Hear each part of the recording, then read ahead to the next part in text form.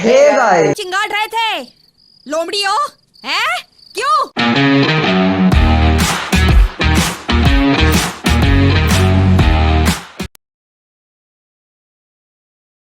आज के इस पॉडकास्ट में हम डिस्कस करने वाले हैं केस स्टडी के बारे में। तो इस केस स्टडी में ऐसा है क्या? आज की केस स्टडी में हम जानेंगे कि कैसे एक पर्सन गवर्नमेंट को पर एनम 11 लाख रुपए की इलेक्ट्रिसिटी सप्लाई करता है।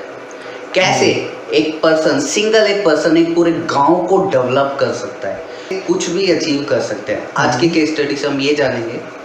तो केस स्टडी स्टार्ट करते हैं आज की। हाँ, जैसा कि आपने बताया कि वो एक ऐसा गांव है जो सरकार से ही बिजली के लिए पैसे लेके सरकार को ही बिजली बेच देता है 11 लाख रुपए की पर एनम। सिर्फ वो बिजली ही नहीं बेचता, साथ में उसकी एक क्वालिटी और है कि उस गांव के अंदर कोई भी पर्सन होमलेस है ही नहीं। There is no single person who is homeless there. अब ये कहानी कहां से शुरू होती है मैं वो बताना चालू करता हूं आपको। एक शानमुगम नाम का आदमी था। तमिलनाडु का एक छोटा सा गांव है अदुंतराय, उसके अंदर शानमुगम नाम का एक आदमी था, किसान का बेटा था। उसने ये जर्नी, इतनी बड़ी जर्नी अचीव कैसे करी, इतने सारे टारगेट्स कैसे अचीव करे कि बाहर बाहर से लोग, वर्ल्ड बैंक के एक्सपर्ट्स या फिर आईएएस ऑफिसर्स या गवर्नमेंट के ऑफिशियल जो डिप्लोमेट्स होते हैं, वो यहाँ पे आके विजिट करते कि ऐसा क्या मॉडल अपनाया, इतनी ज्यादा सक्सेस उन्होंने अचीव करी। तो बेसिकली जब वो जर्नी उसकी शुरू हुई, तो उसकी जर्नी शुरू कहाँ से हुई? ये टाइम है 1996 का, जब उसने पहली बार ग्राम पंचायत के इलेक्शन लड़े थे और विन विन सिचुएशन होते होते उसका क्या हो गया, वो इलेक्शन जीत गया। वो एक टर्निंग पॉइंट था उसकी लाइफ के लिए कि जब उसको एक पावर मिली, उसको एक डिसीजन मेकिंग का रोल मिला, एक लीडर बनने का स्टैंड पॉइंट मिला, तो उसने उसका अच्छे से इस्तेमाल भी किया। अब उसने किया क्या, बेसिकली जब वो पोजीशन में आया, एक ग्राम पंचायत मतलब उसके अंदर काफी सारे विलेजेस होते हैं छोटे छोटे, तो काफी सारे विलेजेस का वो हेड बन गया। तो उसको उन सब में एक कॉमन प्रॉब्लम नजर में आई। वैसे तो उसको 3 प्रॉब्लम नजर में आई थी। सबसे पहली थी इलेक्ट्रिसिटी की प्रॉब्लम, दूसरी थी ड्रिंकेबल वाटर की प्रॉब्लम और तीसरी थी क्या कहते हैं, हाउसिंग की प्रॉब्लम। उसने इन तीनों प्रॉब्लम्स को अचीवमेंट में कन्वर्ट कर दिया और उसने इन सब तीनों प्रॉब्लम्स को अचीव भी किया रियलिटी अंदर। उसने कुछ भी यूनिक नहीं करा, जो सब करते हैं ना, जो भी डेवलप्ड कंट्रीज हैं, जो डेवलपिंग कंट्रीज है जो करती है, उसने वो ही करा। बस उसका जो मोटिव था ना, वो एकदम क्लियर था उसको, इसलिए वो ये सब अचीव कर पाया। ओके, वो ये सारी चीजें अचीव कर कैसे पाया? उसकी नियत में ना मेरे को तो बिल्कुल भी कोई खोट नहीं लगता। उसने वो ही करा जो नॉर्मली हर कोई करता है, बस उसने तरीका बदल दिया। तो उसने इलेक्ट्रिसिटी की प्रॉब्लम को कैसे ठीक करा, वहां पे उसने सबसे पहले एक विंडमिल सेटअप करी, एक विंडमिल इंस्टॉल कराई और उसने उससे सभी विलेजेस को इलेक्ट्रिसिटी प्रोवाइड कराई। बट इनिशियल डेज इतने अच्छे नहीं थे। वो शुरुआत में वहां के जो इलेक्ट्रिसिटी बोर्ड है उसी पे डिपेंडेंट थे इलेक्ट्रिसिटी के लिए। But over a period of time क्या हुआ कि उन्होंने इतनी ज्यादा इलेक्ट्रिसिटी प्रोड्यूस करी कि सभी घरों को भी पहुंचा दी जितने भी विलेजेस के अंदर घर थे, और साथ ही साथ इतनी ज्यादा इलेक्ट्रिसिटी जनरेट करी कि वो यूज भी नहीं कर पा रहे थे। तो उन्होंने क्या करना चालू करा, इलेक्ट्रिसिटी बोर्ड को ही वापस बिजली बेचना चालू कर दिया। तो उन्होंने इलेक्ट्रिसिटी की प्रॉब्लम को सोल्व करा, विंड मिल सेटअप। क्या करा, उसको एक बात नजर में आई कि पानी तो अवेलेबल था, बट पानी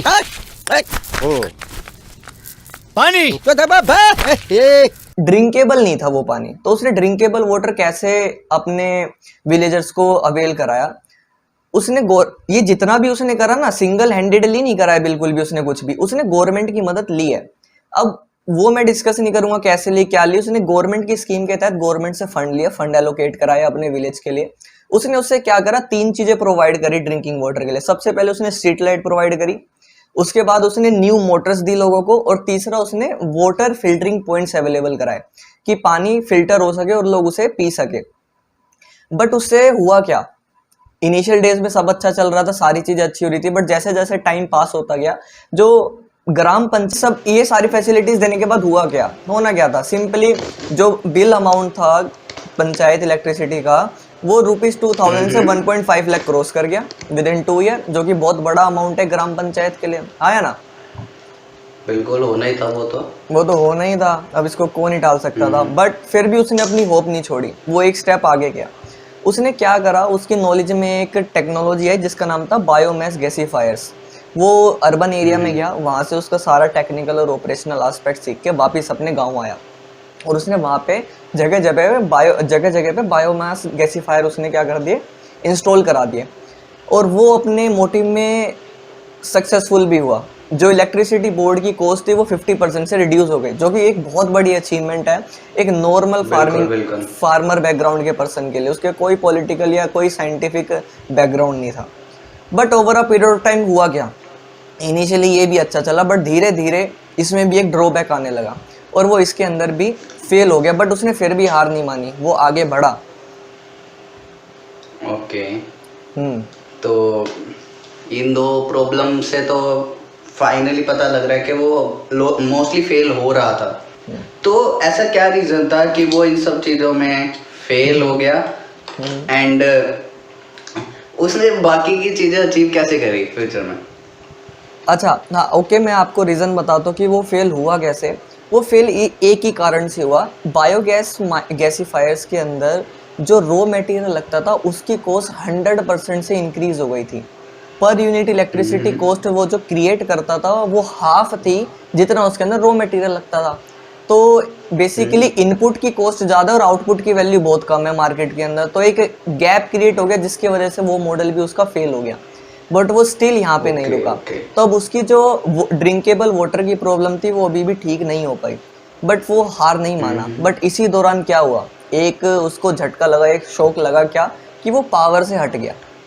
वो आगे इलेक्शन विन नहीं कर पाए। बट गांव के जो लोग थे वो बहुत अच्छे थे, उन्होंने उसकी कंटिन्यूस सपोर्ट अपने साथ रखी कि आने वाले फ्यूचर के अंदर जो भी उसको नीड होगी फ्यूचर में गांव को डेवलपमेंट के रिगार्डिंग वो उनकी करता था। और लोगों ने उसको अपील भी किया और क्या कहते हैं अप्रोच किया अपनी डेवलपमेंट के लिए, ठीक है।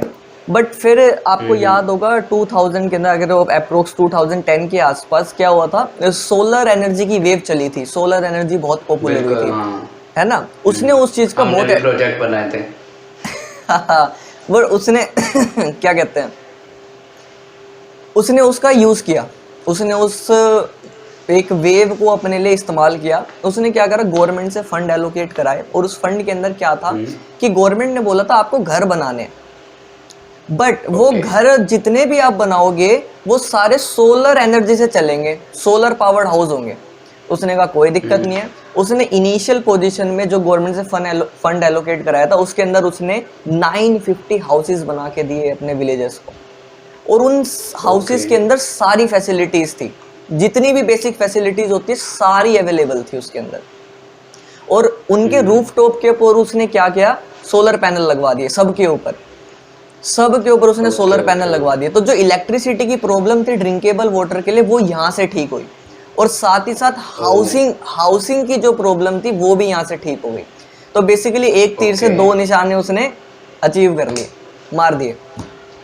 तो ये था मेरा एक क्वेश्चन है कि जैसे हमने पढ़ा था कि जो सोलर पैनल होते हैं वो इतनी हाई वोल्टेज की इलेक्ट्रिसिटी नहीं प्रोड्यूस कर सकते। यस मतलब एज कम्पेयर टू जो बाकी अदर चीजें, उससे हम कोल वगैरह से जो इलेक्ट्रिसिटी प्रोड्यूस करते हैं। तो उसने इस चीज को कैसे अचीव करा कि सोलर पैनल से तो हम इतनी ज्यादा अमाउंट की एनर्जी बना ही नहीं सकते इलेक्ट्रिसिटी में। फॉर श्योर आपकी जो और घर पे तो इतने सारे इलेक्ट्रिकल अप्लायंसेस होते हैं, तो इतनी हाई वोल्टेज जो कंज्यूम करते हैं, तो उस चीज़ों से कैसे डील करा उसने? ओके, आपकी बात एकदम सही है जैन ने, आपका जो फैक्टर वो भी सही है। बट मैं आपको बताना चाहूँगा सबसे पहली बात तो वो विलेज था, तो वहाँ पे इतने हैवी अप्लायंसेस आई कैस घरों में नहीं होंगे। अगर होंगे भी लाइक मोटर हो गई या फिर रेफ्रिजरेटर हो गया या फिर वॉशिंग मशीन हो गई, तो वो एक घर पे वो जैसे अभी आपने एक घर पे वो एक पैनल नहीं लगाता था, एक घर पे काफी सारे पैनल लगते थे। जहाँ पे एरिया अवेलेबल था उसने कोई एक्स्ट्रा एरिया नहीं एक्वायर करा, उसने घर बनाए, घर के रूफ टॉप के ऊपर काफी सारे उसने सोलर पैनल लगवा दिए, तो वो इनफ थे घर के लिए। बट जैसी अभी आपने बोला वो विलेज का एरिया था, बट धीरे धीरे जैसी स्टोरियाँ सामने आएगी तो लोग वहाँ पे जाएंगे, तो वो धीरे धीरे डेवलप होगा, तो जैसी डेवलपमेंट होगी फिर वो प्रॉब्लम फेस करनी पड़ेगी उन्हें For sure, इलेक्ट्रिसिटी की, क्योंकि फोर श्योर करनी पड़ेगी। इसके लिए मैं आपको बताना चाहूँगा, जब 1996 में वो पावर में आया था पर्सन, तो वहाँ पे सिर्फ 1750 फैमिलीज रहती थी, बट एज ऑफ नाउ वहाँ पे 20,000 प्लस फैमिलीज एग्जिस्ट करती हैं। और आपको विश्वास नहीं होगा, अभी भी वहाँ पे रिसोर्सेज की कोई कमी नहीं है, सबके पास अपना खुद का घर है, कोई भी वहाँ पे होमलेस नहीं है, सबके पास इलेक्ट्रिसिटी की सप्लाई है 24/7, ड्रिंकेबल वाटर की सप्लाई है 24/7। तभी तो मैंने कहा आपको कि वर्ल्ड बैंक के एक्सपर्ट्स हो गए, IAS ऑफिसर्स हो गए, हमारे गवर्नमेंट ऑफिशियल्स हो गए, या जो रिन्यूएबल एनर्जीज के मिनिस्टर्स होते हैं, उनके जो भी नीचे के ऑथेंटिकेटेड डायरेक्टर्स होते हैं, वो सब वहाँ पे विजिट करते हैं। ऐसा क्या अचीव करा कि वो एक रोल मॉडल बना।